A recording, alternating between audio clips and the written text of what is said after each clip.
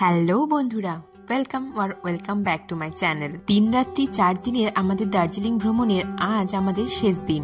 আমাদের ফেরার train NJP থেকে রাত 8:15 পাহাড়িয়া এক্সপ্রেস।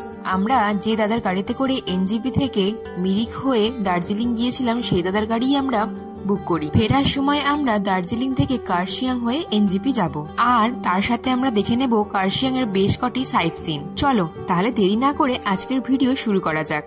সকাল সকাল আমরা জলখাবার সেরে দার্জিলিং মল রোডে এসে বসি। আজকে আমাদের দার্জিলিং ভ্রমণের শেষ দিনে দার্জিলিং এর এই শহরটাকে একটু উপভোগ করে নেওয়ার চেষ্টা। সকাল 11টায় আমরা গাড়িতে উঠে বসি এনজিপি যাওয়ার উদ্দেশ্যে। আজ আকাশ ছিল বেশ মেঘলা, না আজ আর কাঞ্চনজঙ্ঘার দেখা পাওয়া গেল না। সকাল থেকেই পুরো রাস্তাটা ঘন কুয়াশা আর মেঘে মোড়া, আর তার মাঝখান দিয়ে ছুটে চললো আমাদের গাড়ি। দার্জিলিং এর সাইট সিন ট্যুরে আমরা ঘুম মনেস্ট্রি আর ঘুম স্টেশনটা বাদ রেখেছিলাম, যেটা আমরা দার্জিলিং থেকে ফেরার পথে দেখে নেব। চলে গেলাম ঘুম মনেস্ট্রি, যার আরেক নাম সামদেন চোলিং বুদ্ধিস্ট মনেস্ট্রি।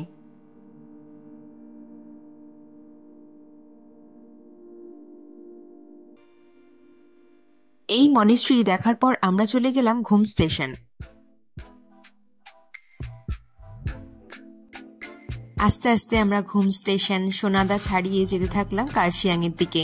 সোনাদাতেও কিন্তু বেশ কটি সাইট সিন রয়েছে এবং হোমস্টে রয়েছে, চাইলে কেউ এখানেও থাকতে পারো।